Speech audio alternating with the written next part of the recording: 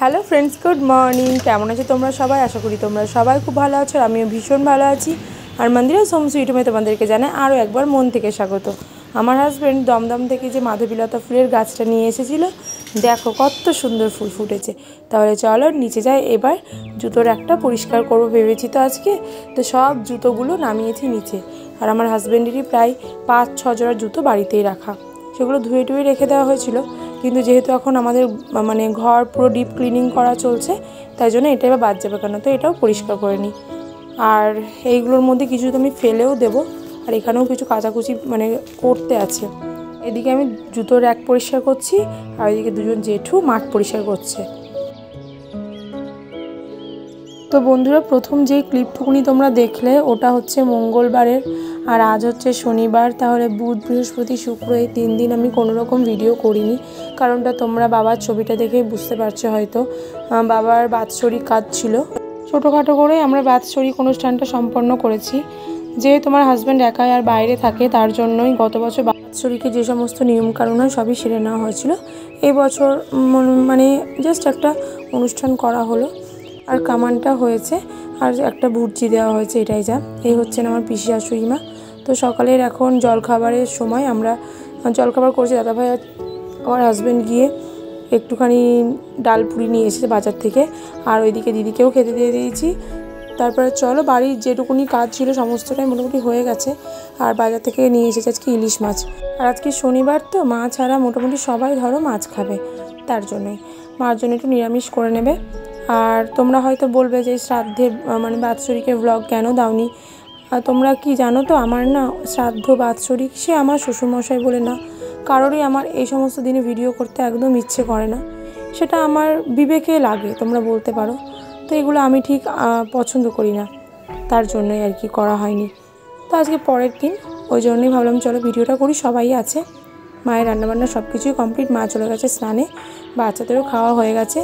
আর বনু গোপাল চলেও এসেছে, ওরাও একটু আমাদের এদিকে ব্রিজের দিকে ঘুরতে যাওয়ারও প্ল্যানিং রয়েছে, দেখা যাক। এখন বেলা প্রায় 3:30 বাজে।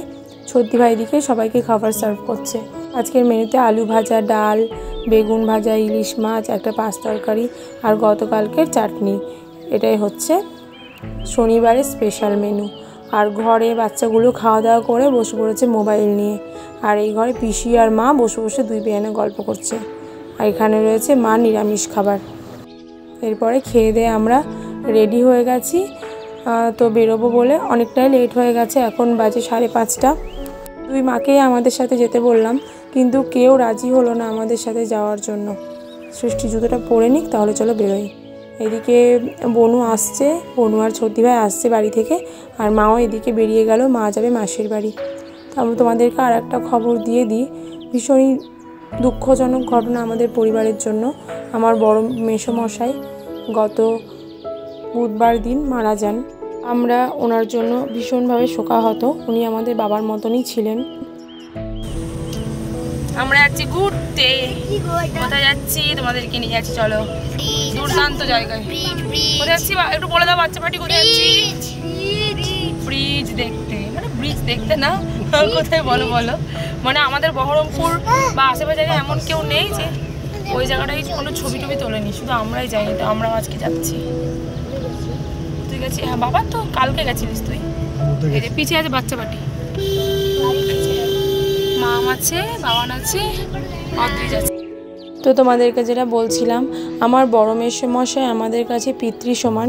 কারণ ওনার কাছ থেকে আমরা যা স্নেহ ভালোবাসা পেয়েছি, সেটা সত্যি ভাষায় প্রকাশ করার মতো না। তো উনি চলে যান। উনি অসুস্থ ছিলেন কদিন ধরেই, কদিন বলবো না, আজ গোটা 1-1.5 বছর উনি অসুস্থ ছিলেন। তো বয়স হয়েছিল বলতেও 90-92ও পৌঁছাননি, 76 বছর বয়সে উনি মারা যান। তো তাই সেদিনকে বলছি যে আস্তে আস্তে মনটাকে শক্ত করতে হবে, কারণ সবার প্রায় বয়স হচ্ছে। আমরা তো কেউই সারা জীবন এই পৃথিবীতে থাকবো না, সবাইকেই যেতে হবে। তাই জন্য মনটা এখন থেকেই শক্ত করে থাকা দরকার। জানি না কখন কার কী হয়। আর চলে এসেছি দেখতে দেখে, তোমাদের সাথে কথা বলতে বলতে চলেও এসেছি। মন মেজাজটাও সেরকম ভালো নেই, একের পর এক যা ঘটনা ঘটছে আমাদের সাথে, তার জন্যই। আর বাবানে তো তোমরা জানোই যে যেখানেই যাই ও দুষ্টুমি শুরু হয়ে যায়। আর ছোটদি ভাই না আজকে চোখটায় প্রবলেম করছে, জানি না কী হয়েছে, চোখ দিয়ে জল পড়ছে আর চোখটা ফুলেও গেছে, খুব কষ্ট পাচ্ছে চোখটাকে নিয়ে। আর বাচ্চাগুলো ভীষণ খুশি হচ্ছে এখানে এসে। আর এই জায়গাটা এখন আমাদের বহরমপুরের ট্রেন্ডিং স্পট, এখানে সবাই ছবি তুলে ছবি পোস্ট করছে, শুধুমাত্র আমরাই যাইনি। মানে ওই ব্রিজের, 2 ব্রিজের মাঝখানে এই যে বসে পাথরের উপরে রাত্রেবেলা দেখছি ফেসবুকে, গোটা ফেসবুক জুড়ে ওই একটাই পোস্ট, তাই জন্য আমরাও চলে আসলাম। এখন গোধূলি বেলায় সূর্য তো প্রায় ডুবেই গেছে মনে হচ্ছে, দেখা যাচ্ছে না। তো গঙ্গা নদীর ধার তো বেশ ঠান্ডা ঠান্ডায় লাগছে। আর ওইদিকে নৌকাগুলোই জেলে বা মাঝিরা যারাই আছে কিনা তারা হয়তো নিজেদের বাড়ি যাচ্ছে। সন্ধেও লেগে গেছে, তোমাদেরকে বললাম মানে সন্ধে লাগবো। আর এদিকে বাবানকে আমি বলছি তুই একটা ছবিতেও নেই, যে এখানে ইচ্ছা হয়েছে বাচ্চাগুলো ট্রেকিং করবে, তাই জন্য এভাবে পাথর দিয়ে আর মানে তারকে সাপোর্ট দিয়ে ওরা উঠছে ওপরে। তো আমরাও এটা দিয়ে উঠবো। নামার একটা পথ ছিল কিন্তু ওইগুলো না মানে অনেকটাই উঁচু এটা, তো এটা দিয়ে যখন সবাই উঠছে আমরাও এটা দিয়ে উঠি। বাবান রোগা পাতলা মানুষ তো, দেখো বেশ তরতর করে উঠে যাবে। ওই যে আমার হাজব্যান্ডের হাতে দেখছো, ওই ফোনটা আমার হাজব্যান্ডের আগেকার ফোন, সাথে করে আবার বাবান নিয়ে এসেছে। ফোনটায় নেটওয়ার্কের কাজ হচ্ছে না কিন্তু ছবি তোলা এই কাজগুলো হচ্ছে। তো নিজে মোবাইল নিয়ে এসে পেরেছে বাবা, বিশাল ব্যাপার। নিজের মোবাইলে, নিজের তো না মানে পাপার মোবাইলটা এখন যেহেতু নিজের হয়েছে, তো সেই মোবাইলের কত যে ছবি আর কত যে ভিডিও তুলেছে তার আর বলার না। ওইদিকে ছোটদি ভাই তত্তর করে উঠে গেল, আমাকে যদিও বা উঠতে একটুখানি বেগ পেতে হয়েছে, তবু উঠেই পড়েছি। আর পাশেই আছে একটা বজরংবলীর মন্দির, তো এখানে একটু বজরংবলীকে দর্শনও করে নিলাম আমরা।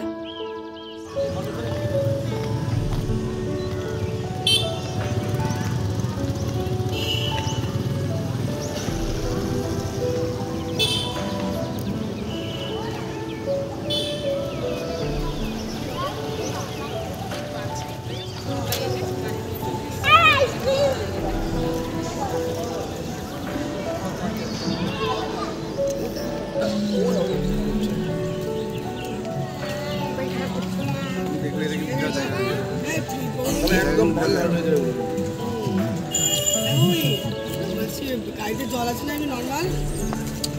দু বোতল জল এনেছি। তো আমরা এখানে এসে আমাদের বহরমপুরের ট্রেন্ডিং স্পট, এখান থেকে বেরিয়ে যাচ্ছি। এখানে কিছু ফটো তুলেছি, ভিডিও করেছি।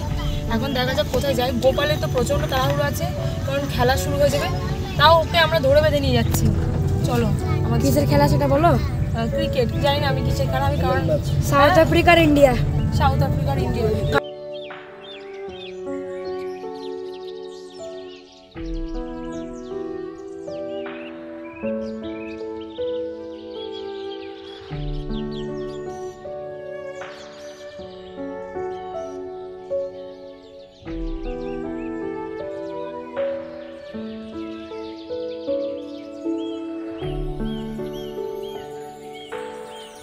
ওখান থেকে ঘুরে টুরে গোটা ব্রিজ ক্রস করার পর আর একটা রাতারঘাটের ব্রিজ দিয়ে আমরা চলে এসেছি বনুর বাড়িতে।